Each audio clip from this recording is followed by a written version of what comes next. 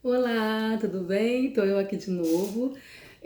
Dessa vez eu quero conversar com vocês sobre uma passagem que se encontra lá no livro de Eclesiastes, capítulo 9, só dois versículos ou três, tá? Começa com o versículo 7, que diz assim, eu vou ler aqui para vocês. O versículo 7. Vai, pois, come com alegria o teu pão e bebe com o coração contente o teu vinho, pois já Deus se agrada das tuas obras. O versículo 8. Em todo tempo sejam alvas as tuas vestes e nunca falte o óleo sobre a tua cabeça. Bom, o que eu quero falar com vocês é que nesse versículo 8, olha só, quem escreveu essas palavras foi Salomão, né, filho do rei Davi. Salomão simplesmente é o cara mais sábio do mundo, né? Deus o tornou sábio. Então ele é o cara mais sábio do mundo e ele deu esse conselho pra gente, que me chamou bastante atenção, quando ele fala: "Nunca falte o óleo sobre a tua cabeça". Eu fiquei pensando, pô, por que será que Salomão falou isso, né? Porque nunca deve faltar óleo sobre a nossa cabeça. Se você for olhar na Bíblia, né, o óleo simboliza o Espírito Santo.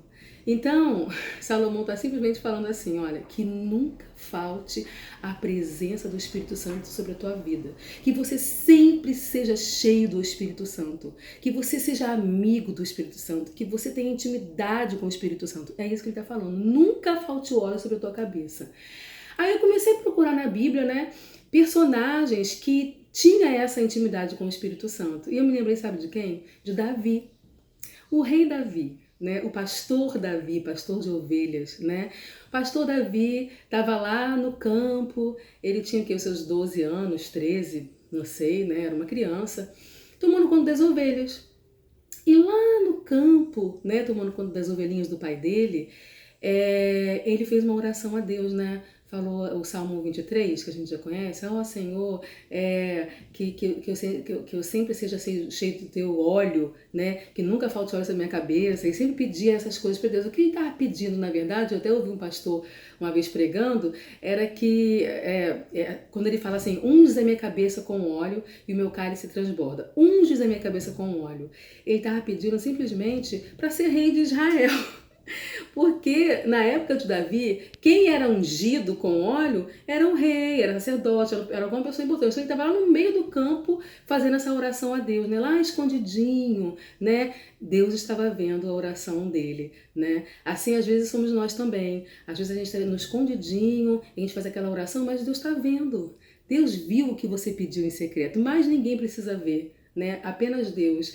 E Deus atendeu a oração de Davi. O que ele fez? Chamou Samuel, né, que era o sacerdote naquela época, é o profeta Samuel, e falou: Samuel, vá até a casa de Jessé, porque lá você vai ungir com óleo a pessoa que eu vou te mostrar. Ele será o próximo rei. E aí vocês já sabem a história, né? Samuel chegou lá e começaram a desfilar os filhos de Jessé, né? Os mais importantes, os mais fortes, os mais bonitos, do mais velho, né? Até que acabaram-se os filhos de Jessé.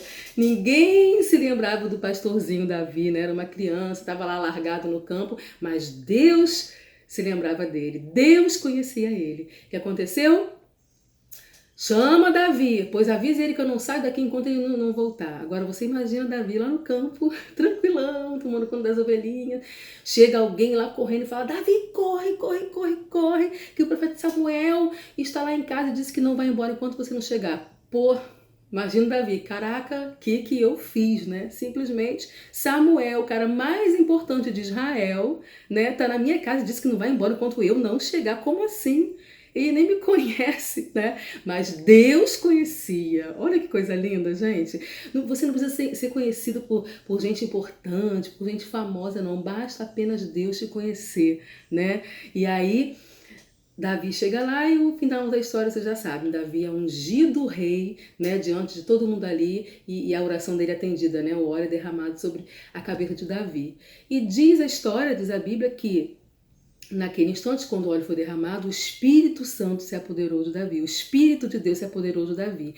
E Davi se tornou de pessoa comum a uma pessoa extraordinária. Desse momento em diante, a vida de Davi foi totalmente transformada, né? Ele matou urso, matou leão, né? Matou o gigante Golias, né? Aí eu fico pensando assim, olha só, Davi foi ungido rei de Israel. Você está pensando que ele foi ungido rei de Israel hoje e que amanhã ele já se tornou rei? Não, não foi assim, né?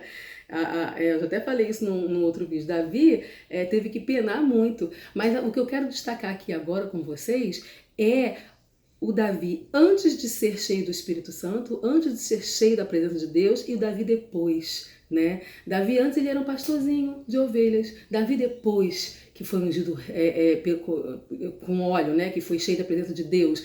Nossa, matou gigante, matou leão, matou urso, né? Ele tocava a harpa lá para o rei Saul, os espíritos malignos que atormentavam Saul saíam na mesma hora, só de Davi tocar e cantar. Então, tamanha era, né, a presença de Deus na vida de Davi.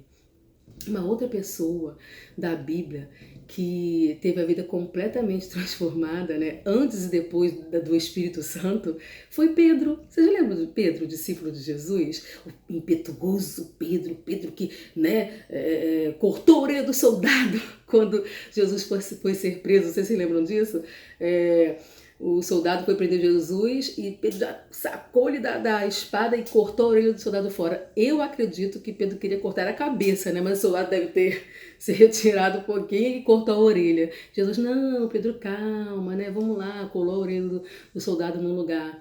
Pedro negou Jesus 3 vezes, né? E ele sofreu bastante com isso. Não sei se eu iria fazer diferente. Com certeza eu também iria negar. A gente fica falando, nossa, Pedro andou com Jesus tanto tempo e na hora certa, lá na hora H, ele negou Jesus. Será que tu não iria negar também, não? Né? O medo, o pavor de ser morto, de ser preso, né? Tomou conta de Pedro e Pedro negou. E Jesus, que conhece o nosso coração, conhece a nossa fraqueza, nos conhece por dentro e por fora, né? Ele se importou tanto com Pedro que ele sabia que Pedro estava sofrendo na hora que negou Jesus, né? Que quando Jesus ressuscitou, a primeira coisa que ele falou foi: avisa Pedro que eu ressuscitei. Porque ele sabia que Pedro estava muito triste, né?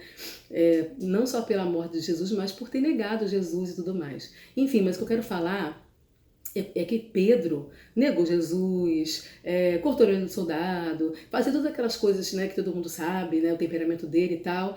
Mas, vocês se lembram?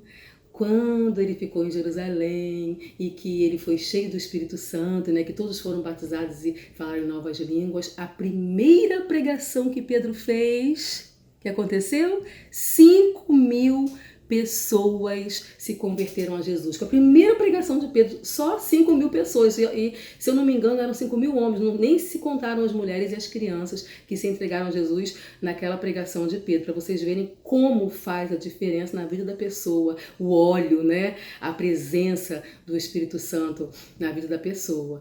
Está escrito na Bíblia que até a sombra de Pedro curava. Agora vocês imaginam, Pedro nem precisava botar a mão em ninguém, nem orar por ninguém. Só dele passar, as pessoas que a sombra de Pedro passava por cima recebiam a cura, né? Então, o que eu quero falar com você, quero chamar sua atenção aqui hoje, é para você buscar a presença de Deus na sua vida, buscar o Espírito Santo de Deus na sua vida, buscar ser cheio do Espírito Santo de Deus na sua vida. Como Salomão falou, que nunca falte o óleo sobre a tua cabeça, que você busque, porque você vai ser outra pessoa, você vai conseguir enfrentar tudo, não porque você é super-herói, super-heroína, não, porque você vai ter o Espírito Santo de Deus na sua vida, né? E você vai enfrentar gigante, vai vencer, vai enfrentar ursos e leões, e vai vencer, né? Quando nós estamos cheios do Espírito Santo, nós temos ousadia, né?